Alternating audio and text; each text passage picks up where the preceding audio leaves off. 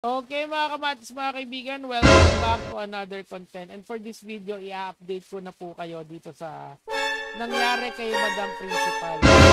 So, kailangan siguro muna ilagay natin to sa full context nito. Kasi nga po, si Ma'am Principal ay isa pong public school teacher at nasa isang public school system siya. Okay? Kasi itong school na to, yung Colonel Roberto Abalion National School na yan ay isa pong isa pong public school yan. Ngayon po, ang public school kasi since ito ay subsidized ng government, ibig sabihin ang nagpapasweldo sa kanila ay ang gobyerno natin or tax money natin yung kanilang ginagamit dyan. Okay, now, importanteng konteksto to kasi ang since DepEd ang kanilang boss or silang nagmamanage sa mga guro.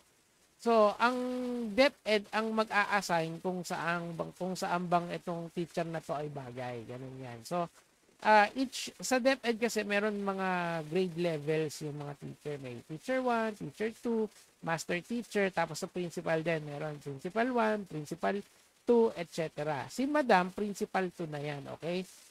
So, makikita nyo na mataas siya dun sa totem pole or dun sa rankings ng DepEd. Now, since this is an important context to understand here, kasi nga, nung 2023 mga kamatis, mga kaibigan, si Madam Principal din ay nireklamo at pinatulfo siya. Actually, medyo inaccurate ako dun sa last, dun sa last video natin. Pero same lang din. Marami rin nagrereklamo sa kanya and wants her removal. So, nung 2023, imbis alisin siya ng DepEd, ang ginawa ng DepEd sa kanya ay linipat siya dito nga sa Colonel Roberto Abalion National School. Now, ito lang ang kailangan yung maintindihan dito. Kulang kasi tayo sa guro, kulang tayo sa teacher. Okay? So, malamang, bago sila magtanggal, i-reassign na lang muna nila. Karaniwan, kung hindi ako nagkakamali, kasi matagal na nga akong hindi nagtuturo, taon na, bago sila mag-alis, meron silang, minsan sineseminar muna nila yung teacher and stuff like this. Now, importanteng konsepto to kasi ang balita ngayon, mga kaibigan, ito. Principal in viral Toga video removed from post. Okay? Ni-remove siya sa post pero tinanggal ba siya as principal or floating lang yung kanyang status. Okay, ito sabi ni Attorney Claire and Yusek Claire. Ang sinabi pong guro ay tinanggal po bilang principal sa nasasabing instalahan. Tinanggal lamang po siya sa pagiging principal. Yung license po niya ay di naman manggagaling sa pag-uutos ng Pangulo o ng DepEd. Kasi nga, yung PRC license mo, license ako ng PRC. You can look up my name actually. Makikita nyo dun yung status ko talaga in the context of the educational pedagogy.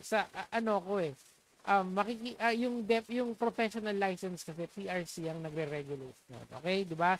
May separation lagi yan, hindi lahat ng bagay ay sa DepEd. Pero yung pag-a-assign kasi sa bawat sulok ng public school, DepEd ang nagmamanage.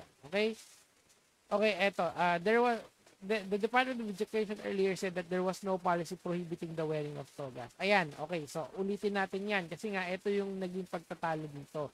Ang nakasulat ka dito sa memorandum na to ng 2025 at ng 2023 is dapat simple lang ang graduation. Okay? Pero it does not imply, mga kamatis, mga kaibigan, na kung simple lang ay dapat hindi ka magtotoga. Ang sinabi lang dapat simple. Yun yung minimum requirements sa sa graduation. So kung gusto mong mag-get up doon, ayos lang. Pero dapat, of course, presentable ka pa rin. Siyempre, mag-graduate ka.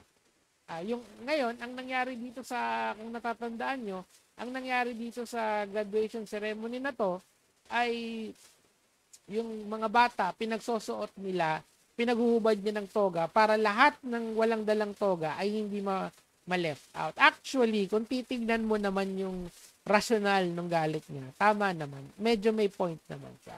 Kumbaga, hindi yun nanggagaling sa malicious intentions. Kaya nga lang, ang akin lang talaga, sana it was handled properly. Sana pinatapos muna yung graduation, tapos taka naglabas ng reprimand. Kasi nga, last day of school na ng mga bata ito. Hindi naman pwede na on the spot, papatigilin mo yung graduation ceremony, na because of a mere technicality. Kasi technicality yung mga ganyan eh. It's synonymous in my opinion sa, kunyari, hindi gumagana yung mic. Pag ba hindi gumagana yung mic, ibig sabihin, hindi na itutuloy yung graduation? Of course not, diba? Same as this. Ngayon kasi, meron kasing, usually kasi, ang mga ganitong, ang DepEd, since sila ang nagmamanage sa mga public schools, naglalabas sila ng tema. Ngayon, ang tema is yung Bagong Pilipinas. Kaya makikita nyo rito, Bagong Pilipinas. Simplicity under the Bagong Pilipinas, pagkakaisa, unity, blah, blah, blah. And all of this na, well, ganun naman talaga. Kasi nga, gusto mo kasi maganda at organize yung eskwelahan mo at meron kayong team. Okay, kung saan mo maaalala yung pagpapatakbo ng DepEd. Each DepEd leadership has a very, very unique way of handling yung school system nila. Halimbawa, nung panahon ni Noynoy, yung K-12, bumalik, diba? Ako personally, ayoko yung K-12. Pero, sabi nila, it's what's best for the students. Okay, kanya-kanyang opinion naman yan. And of course, I will always submit dito sa mga taong nasa taas natin. Kasi siyempre, sila yung namumuno. And hindi naman na-refill yung K-12. So, etong si Madam, unfortunately for her, this is the second stint. Okay? Pero, teacher pa rin ba siya? Of course. Lisensyado pa rin ba siya? Of course. Hindi matatanggal unless PRC ang magpataw sa kanya. That in itself has its own due process. Okay? May proseso lahat yung mga bagay na yan. Hindi pwedeng tatanggalin mo just because. Okay? Kasi para sa akin, ang pinaka problema dito is yung ethical concerns ng mga bata. Pero at least natanggal na. Ako, okay ako doon dahil natanggal na. Tuloy natin.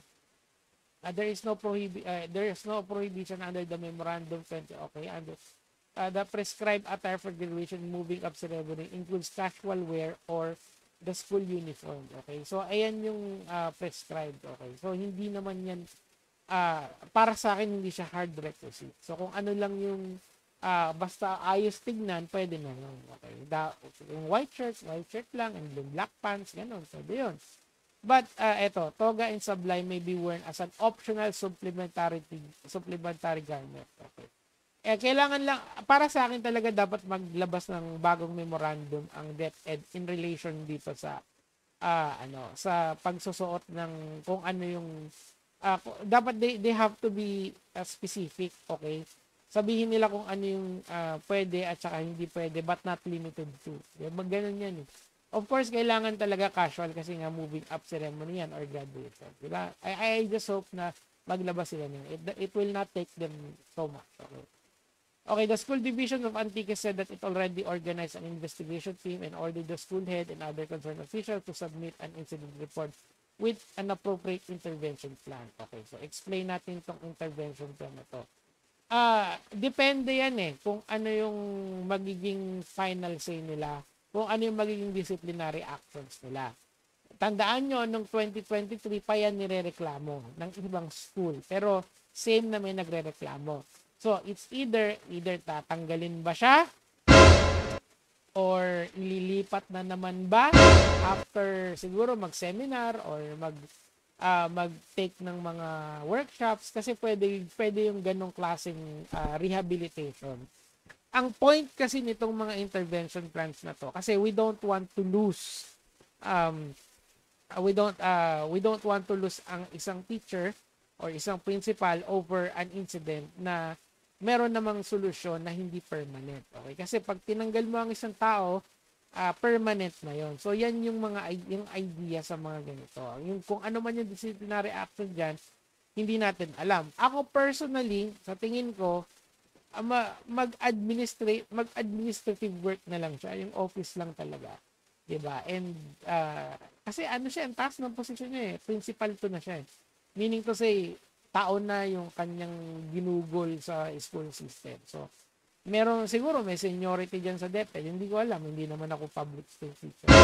'Di ba? And talagang mahirap maging teacher dito sa Pilipinas kasi bukod sa mababa yung sahod, maraming bawal. 'Di ba? Ako this is why ako mas pinili ko na lumabas ng school system kasi nga dun sa mga bawal. Halimbawa, hindi ka pwedeng ah, hindi ka pwedeng, hindi kasi wala namang on and off button pag naging teacher ka. Ibig sabihin, miski nasa labas ka, si sir ka pa rin. So you have to exemplify kung ano yung mga kung ano yung values na hinold mo as profession. Of course, pag hindi ka na teacher, hindi ka naman mas mangingibabaw yung pagka-Filipino citizen mo, yung freedom of expression and beliefs mo. But if you're a teacher, curtailed mo yun. May harang na yun. Kailangan nang sumunod ka dun sa patakaran. Same with any profession, lawyer, doctor, all of them, they have a code of ethics to follow. O yun lang naman yung sa akin. Sabi ko kayo, you wait lang. Gagawin mga